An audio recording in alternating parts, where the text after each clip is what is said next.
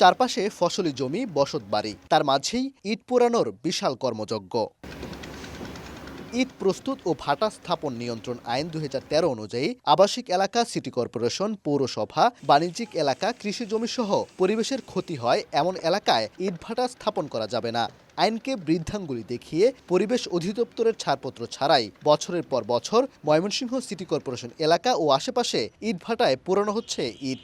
কোনো ধরনের জ্বালানি কাঠ ব্যবহার না করার বিধান থাকলেও পোড়ানো হচ্ছে বনের কাঠ। কয়লা দিয়ে আগুন ধরানো সম্ভব না, লাকড়ি দিতেই হবে। প্রত্যেক দিন খড়ি তো মনে করি একবার 2 থেকে 3 মণ খড়ি লাগে। অভিযোগ, সবকিছু জেনেও নীরব পরিবেশ অধিদপ্তর ও জেলা প্রশাসন। দেশের নির্মাণ খাতের অন্যতম অপরিহার্য অনুষঙ্গ যখন ইটভাটা, তখন এর জন্য রয়েছে সরকারি কিছু আইন ও নীতিমালা।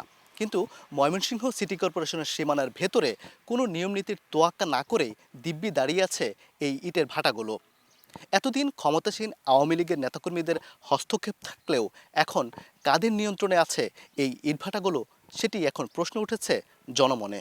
অনুমতি ছাড়া চলে না, অনুমতি কেউ না কেউ এর পিছনে দেয়, না দিলে আর চলে কেমনে? এটা তো জোর করে চলানি, সরকারিভাবে নিষিদ্ধ হয়ে গেলে চলানি তো সম্ভব না। কৃষি জমি যেগুলো এগুলো পুড়ে যায়, দেখা যায় ফসল নষ্ট হয়ে যাইতেছে। আবার দেখা যাচ্ছে যে আম গাছ, জাম গাছ, এগুলো ফসল হয় না, ফল হয় না। ফলের মধ্যে একটা স্তরণ পুড়ে যায়, যার কারণে ফল হয় না। কীট কীট কীট পতঙ্গের মতো নষ্ট হয়ে যাইতেছে। ওরা দেখা যায় আমাদের চাষ জমিগুলো এগুলো ইট ভাটা মাটি কাটার কারণে ফসল নষ্ট হয়ে যাচ্ছে। আমরা এতদিন জানতাম সেটি ক্ষমতার শক্তি দেখিয়ে কিংবা অন্য কোনো উপায়ে এটি চালু রাখা হচ্ছিল, কিন্তু আমরা বিস্মিত হচ্ছি। স্বৈরাচারী সরকার, ফ্যাসিস্ট সরকার চলে গেছেন প্রায় 4 মাস, এর মাঝে ইট খোলাগুলি একই অবস্থায় রয়েছে। আমরা জানি না কোনো অদৃশ্য শক্তির বলে এগুলো ঠিকই আছে। শিগগিরই অভিযান চালানো হবে বলে জানিয়েছে প্রশাসন। আগে আসলে কীভাবে চলেছে সেটা বিষয়টা আমি জানি না। এখানে আমার জেলা ডিডি সাহেব আছে, আশা করি এবার আমরা ভালো একটা আইনগত ব্যবস্থা আপনাদের দেখাতে পারবো।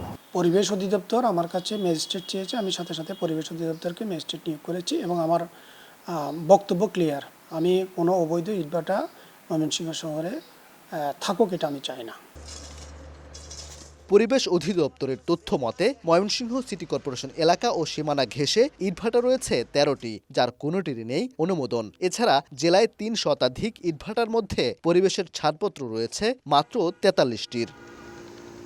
ওবায়দুল হক, সময় সংবাদ, ময়মনসিংহ।